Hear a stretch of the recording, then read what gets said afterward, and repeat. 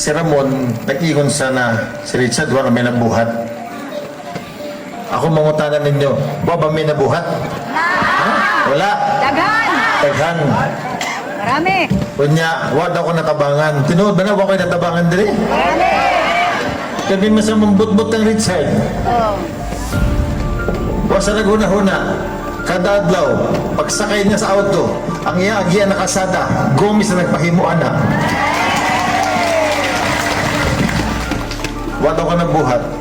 Bakit? Sige na lang. Ikon sa, itabangan na mo para madaog sila Richard. Tinood, nadaog ko. Pagtanawan ninyo, masa may gidala na ako sa Palumbon.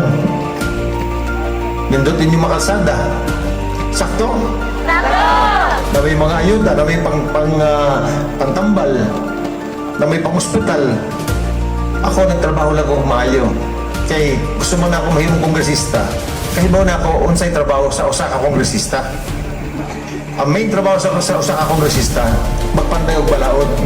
But other than that, importante para na ako na makadala ko pundo diri sa Palumpon para sa inyo tanan. Kanya Magson, lisod maging kongresista. Labi na kung kongresista o sa kakawatan.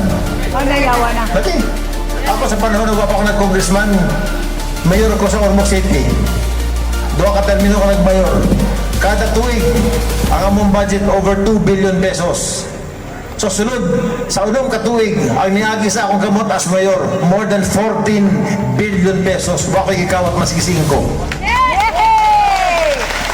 Ikaw, dati mo ka. Kini nagkakusor sa ako na wako'y nabuhat. Nagkawat sa, pila? 57,000. Gamay. 16 billion, 14 billion sa unong katuig. Sa akong termino, o sa palang katermino, pinaka-billion na nadala na ako, over 9 billion pesos. Wako'y kikawat masisingko. Tanan na kwarta, gibutang na ito, tanan sa proyekto. Correct! Lisod ang kongresista mga isuon.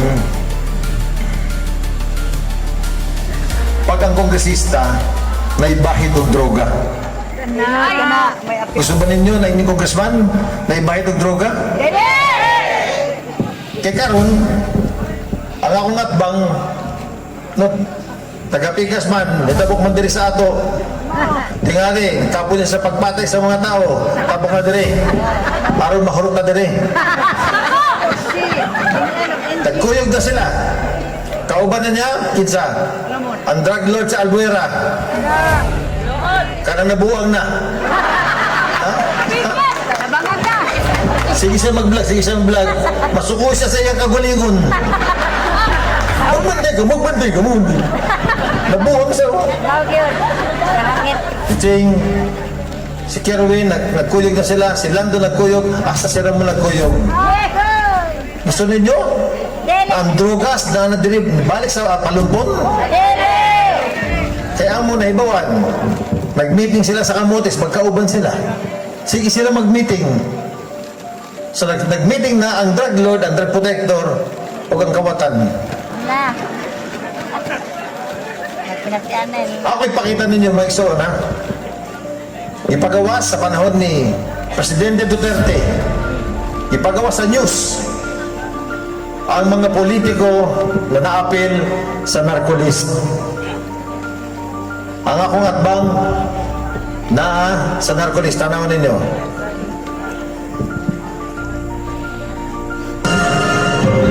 Magandang umaga, bansang Pilipinas. Isinapubliko na ni Pangulong Rodrigo Duterte ang pangalan ng mga politiko na kasama sa kanyang narcolist sa pulong ng National Peace and Order Council sa Davao City. Kabilang sa listahan ng Pangulo ang 82 mga politiko na kinabibilangan ng ilang gobernador, vice governors, congressmen, mayors, vice mayors at ilang konsehal. Nilinaw ng Pangulong Duterte na verified at may kinakitaan na probable cause ang magkakabanggit niya sa pangalan ng ilang mga politiko na sabit sa droga. Hindi niya makalulusot ang mga binanggit niyang pangalan dahil dumaan ito sa verifikasyon ng mga otorito. Vicente Sofronio Veloso, Representative 3rd District of Leyte. Clarix? Clarix! drug protector. Nagbayad ang drug lord sa iya 50 milyones aron matabang para ipagawas sa presuhan. Nakagawas ang buwang. Panahon pa ni Duterte, drug protector na. Kana ba gusto ninyo na mapuling ang Richard? Kaluoy-uy. Unya, sige, sa iyang kampanya, sige mo sa mo angkon sa mga proyekto. Kaya ipagawas man nila sa Facebook page. Kaya ba yun sa Facebook karon magpagawas ka, sa'yo lang mag-fact check.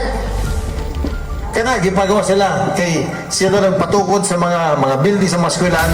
So, tagsa-tagsao na to, para lang mahibawa ninyo. Kay, magsulti siya, wow, ako nagpatukod ani. Ha? Para ako na kongresista ko, ako nagpatukod ana. Nahimo sa congressman 2016, doon ka termino lang. Nahimo kong mayor 2016 sad, so sabay me. Dungan me. 2016 ha? Hinumdumi niyo, ibutang sa inyo huna-huna. Giangkon niya, number 1. Ingo siya, ako ang nagpatukod sa DFU Bilyaba. Mau ba? Pag-check na mo, natukod ba ng 1974? Papaman ka nag-abogado? Papa ka na himo kongresman? Unya, yun siya, ako ang nagpatukod sa Kalubian National Vocational School. Napay ubo. Tatukod, November of 1982. Papa ka na himo kongresman, ikaw na nagpatukod? Galing! Ang ilan niya San Isidro, nag-file daw sa bill, siya daw ang author sa bill. Kaya nag-file sa Congress, usa ka Biloso in 209. Hindi ka pa congressman ng 209, 2016. Tingali nakalimtan ni mo tungkol ka, daghan ang puting buho eh. PIT Tabango, Hasang Polytechnic University, giangkot tanan, tanaw sa PIT. Nag-celebrate 54th anniversary. Napaka-eskwela. Ikaw na nagpatukod sa PIT? My God. Oh my God. Grabe. Unya, dire, sige sa magsulti. Nagpatukod ko ospital, dire sa amo sa 3rd District. Ospital. Pero ang mga pasyente, dadun man din sa Palumpon. My God. Ang pangutanan ako mga igsuon, kung sa may nabuhat din sa 3rd District na pwede nga dadun din sa ato. Ha? Ang patay. Kana mo? Ako as mayor sa una sa Ormoc City, giayon na ako Ormoc City kaya paglingkod na ako, ang naabtan na ako sa Ormoc City, we used to be the drug capital of Region 8. Grabe yung patyanay, dunggabay, tulis sa amo sa una. Gilimpyo na ako ang Ormoc City. Ipakita na ako mga drug lord, mga drug pusher. Sunod sa 2 ka buwan na wala na sila. Gilimpyo na ako. Pagkauman na, one day na ako sa City Hall. Habi na ako na rally kay more than 1,000 tao. Nasa City Hall na ako. Namunta na ako, ganong nila mo, nag-rally mo? Dili mayor, nga naman. Kasi problema ninyo, mga drug addict me, mag-surrender minimum. Anak, nakadaghan ng drug addict sa Ormoc. Nalimpyo na ako, so what happened to Ormoc City? Sa first, pinakabuhan lang na ako as mayor, nahimo mi na first drug-cleared city sa Tibuok Region 8. Pagkahuman na, na-rehabilitate ang uban, nabuwang na, marang si Kerwin. Nagkakumpiyansa ang mga turista. Nagkakumpiyansa ang mga negosyante. Nisulod sila sa Ormoc City. Nilambo ang among syudad under my mayorship. Nahimo ng pinaka-progresibo na syudad sa Tibuok Region 8. Unya, tungkol kay maayong programa na gihimo na ako as mayor. What happened to Ormoc? It became drug cleared, nahimo ng progresibo. Ormoc City became the richest city sa Tibuok Region 8. Hangtod na ron. Unya, pag magsuri mo, kaya namin mga libre nga concert, daghang mga events, sporting events, ibara atanan. Asa mo musuroy? Sa Ormoc? Nakatungog ka? Sorry ta sa 3rd District. Ha? Namin, nagsulti na, sorry ta. Wala. Kung sa'yo makita ninyo sa Pikas. Kaya pagmutanan na ako, kung sa'yo madala niya din sa ato na bago. Sunod lang. Tanawa. So kanang mga igsuon, dili ko sa inyo tubangan, nagsulti sa inyo, aron makita ninyo ang agi ni Richard o ang iyang kaatbang. Ako mga igsuon, gusto na ko, tabangi ko ninyo. Tabangi ko na madaog ko diri sa Palumpon. Ha? Tabangi ko ninyo na madaog ang Tibuok Palumpon Development Team. Ang atong mayor na si George Arevalo. Ang atong vice mayor na si Lloyd Surigao, Atty. Lloyd. Ang duha na ako ka-partner, ang board member, BM Indoy Arevalo o si Rex Capanas. Magsuon, maayo ning team na to. Kompleto ni. Tanan na kinahanglan na to to govern Palumpon. Naa, mga professionals ni. Natay mga engineer, natay mga former kapitan, natay pharmacist, natay may abogado. Ha? May embalmer. Doktor. Hana, mamabdos ka, mga anak, magkasakit ka, mabuhi ka, medyo kayo, hangtod sa namatay, kompleto mo.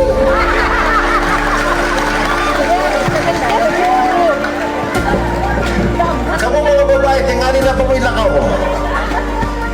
Tingali mo pa mo make-up. Nasa rin pa rin malasarte.